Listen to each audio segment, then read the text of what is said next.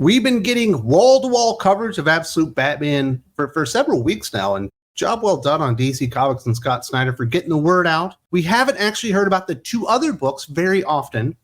We do have Absolute Batman from Jason Aaron and Absolute Wonder Woman from Kelly Thompson. In fact, there's been nary a word until this very week. Kelly Thompson decided, you know what?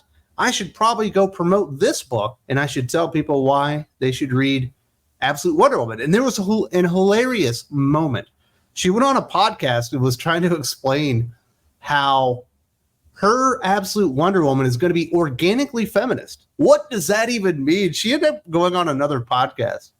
I guess because other people must have been calling it out and saying, that's a really dumb statement. And she tried to explain what it was, and it was like, well, it's because, the ideas of feminism are really going to be ingrained in this character.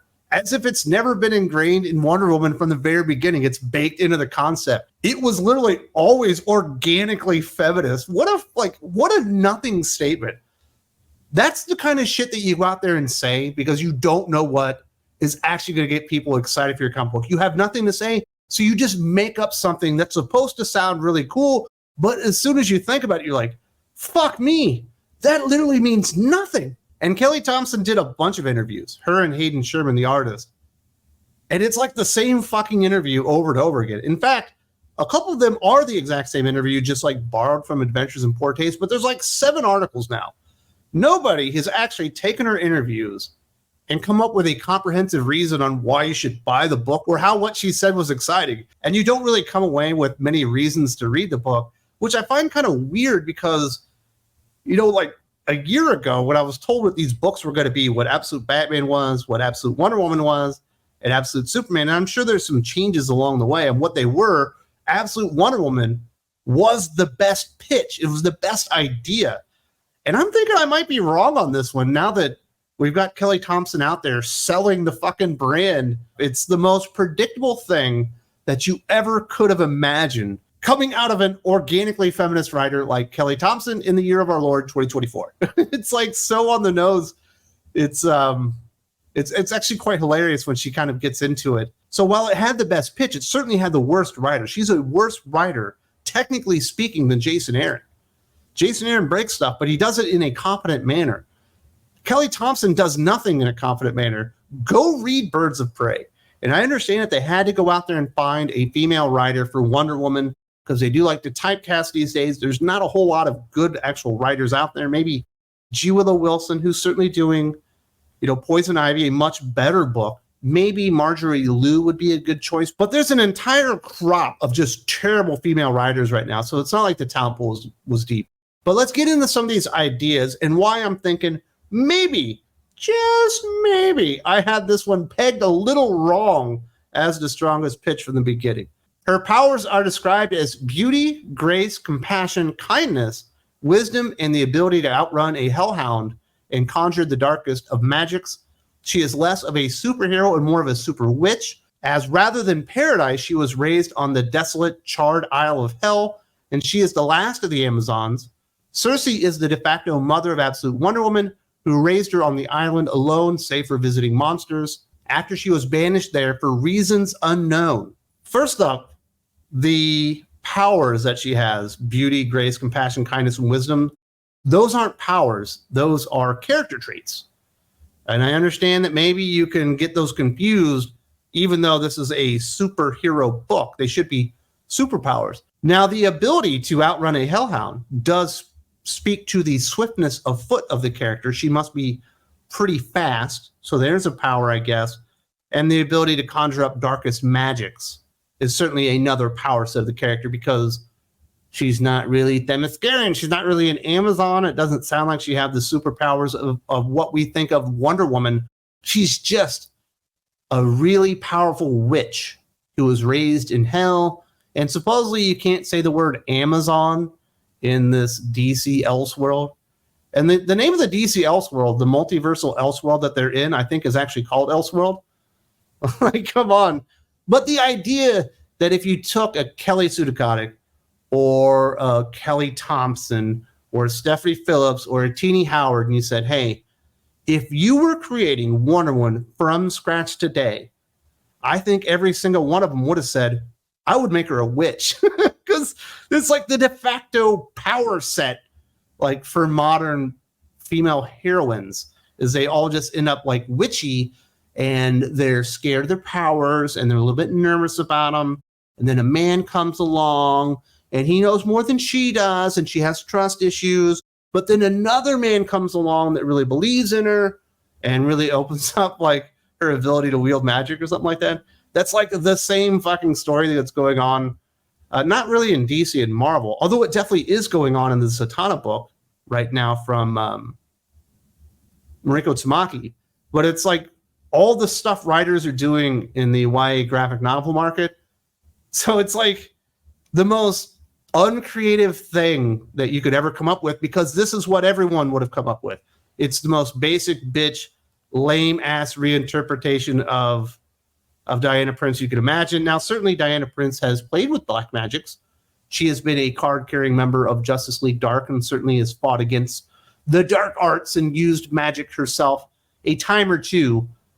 But this is pretty boring. She's a super witch. We have a couple other excerpts talking about some of the reasons. I don't think she's really trying to sell the book, but trying to explain what it's supposed to be. Despite hailing from hell, Diana will maintain the core we all know, love, and really expect and deserve from her, said Kelly Thompson. Things have been rearranged, but she assured that the character still ended up raised in love, much of which can be owed to the art. She praised Sherman for really knowing how to build that and show the warming up of that world and that connection between Diana and her mother in the first issue. I don't think we'll get the core of anything that you know or love about Diana Prince. This is a complete reimagining to where she's basically a super witch. And she's going to have a pointy hat and stuff like that. And she's going to have a cauldron and it's going to be bubbling. And she's going to say hocus pocus. I don't believe that'll actually happen. Now, some of the other concepts of the book, which she doesn't get into a whole lot. Well, I guess she gets into a little bit. But like her being an adventurer, going out there and trying to find artifacts and fighting monsters sounds perfectly fine to me. But it is still written by Kelly Thompson, the same lady that's doing Birds of Prey, which is awful, and the same lady that's doing Scarlet, which is beyond awful. I think that's actually worse than Birds of Prey, and I think Birds of Prey is essentially unreadable. That's what I think of Scarlet. Not a good book there at all. As far as the art from Hayden Sherman, I saw some of the black and whites that she had teased. We finally saw some full-page illustrations, and I don't like it. It's not the worst thing in the history of the world, but it's pretty basic. It's not really cool. I don't know what they're thinking putting him on this book, other than the fact that if you have to put an artist on Batman, Superman, and Wonder Woman, where are you going to put the worst artist on Wonder Woman? I don't know that he actually really gets the vibe of it, but we haven't seen the full book. Perhaps it'll come out looking far better than I actually anticipate, but from the sample art that we've gotten that's colored, it doesn't really stand out as good. Whereas you look at that Nick Dragotta art on Absolute Batman, and it's fucking mind-blowing. And you know Rafa Sandoval is going to bring the heat in Absolute Superman. And unfortunately, Wonder Woman's not going to have that.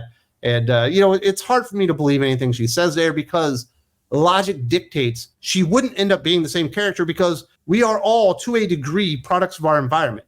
And if you're raised in hell, you're going to be a lot different than if you were raised in Smallville or you were raised in Gotham or if you were raised in Themyscira. You would end up with different versions of the same person. That environment has a lot to do with the outcome. Can you escape bad situations? Can you overcome it? Yes, but it will certainly make you a different person in the end. This is the last thing, and I don't know if this is interesting, but it's something that Kelly said. As far as what to expect from Absolute Wonder Woman, Thompson teased a variety of conflicts from Diana's clash with the U.S. government and her public perception to big Cthulhu-like monsters, along with all the fantasy. There'll be some sci-fi elements thrown in there as well. And the kaiju-like harbingers are just the beginning. In a separate interview with Adventures in Poor Taste, Thompson assured classic Wonder Woman villains and friends will appear. Their arrival will just be a slow burn. I hate to break it to you, Kelly Thompson. You ain't got time for a slow burn. This ain't Batman. This ain't Spider-Man. Yes, it is one of the Trinity, but it's the Trinity member that typically doesn't sell. So you probably don't have the time for a slow burn that a Jonathan Hickman is getting with Ultimate Spider-Man, or most assuredly a Scott Snyder will get with Ultimate Batman, because Batman will sell on his name alone. Absolute Wonder Woman will not sell on the name of Kelly Thompson. In fact, that might drive people away. Absolute Wonder Woman will not sell on the name of Wonder Woman alone. Not enough to be a hit and actually maintain itself. You might want to do something exciting. And I understand, you're going to have Steve Trevor, and he's actually going to be her gay best friend when she was a kid that was raised in hell but escaped. And then we'll find out that actually her sister is Cheetah. And that'll be that one. And Giganta will end up being her aunt or something stupid like that. Because they recontextualize everything, but never actually get to the heart of the character. Why would a Wonder Woman raised in hell that never actually got to leave the island have a clash with the U.S. government? Like, does it have to be thrown in there? Like, it just sounds kind of stupid, that idea there. Her fighting Cthulhu-like monsters and kaiju, bring it on, baby. I can take that all day of the week. I see Wonder Woman's got a big-ass sword. She's got a pretty decent design, basically going back to the New 52 look with a couple of, just alterations to it. A little tribal on the arm. Some people that's turning off. I don't give a flying fuck about tribal on the arm of Wonder Woman. I don't think it adds or detracts from the character. She was raised in hell. It's probably some type of spell that she can rip off and turn into a fucking shield because she's actually Super Witch or Wonder Witch or Wonder Witchy or Witchy Wonder Woman. I don't know. It's one of those. And so I'm there for the concept. But now that I'm hearing more about the concept, that she's actually not going to be Wonder Woman, she's going to be Wonder Witch, it does give me pause and make me reevaluate what I knew and what I thought could work here. Do I think it's going to be terrible? Yes, but not because of the pitch alone. I think making her Super Witch is kind of stupid, but it can work out in the end. You could make a witch cool in the DC universe, fighting big monsters and stuff like that. The reason this is going to fail is because it's Kelly Thompson, and she's never really succeeded at anything. Yes, she did get 50 issues of Captain Marvel, but we did actually see what the sales numbers were leading up into COVID-19. Obviously, we haven't seen them since then, but they were so bad it never should have gotten past like 15 issues. If Marvel had any type of business sense to them, typically when a comic book reaches those kind of sales numbers, it was very, very low. They canceled the book. They kept that one going out of spite. Maybe so they could say that Kelly Thompson was a big writer that made 50 issues of Captain Marvel. But she did end up burning her bridges at Marvel Comics, backstabbed a lot of people, and now that's why she's at DC, doing a really bad Birds of Prey book and doing an even worse Scarlet book over at Skybound, and now doing Absolute Wonder Woman, a comic book that I will give 18 issues max before it's canceled because it's Kelly Thompson and there will be nothing coherent about the story. I do appreciate that. If you are interested in knowing about Absolute Batman, and I know a lot of you are, I've actually reviewed the book, all non-spoilers, just telling you what you can expect in that book. If you haven't seen that video, it's right here. It's been up for a little while. I know Absolute Batman will be out, I believe, in 2 weeks. If you want to check out whether or not you need it on your pull list, definitely check this out right here.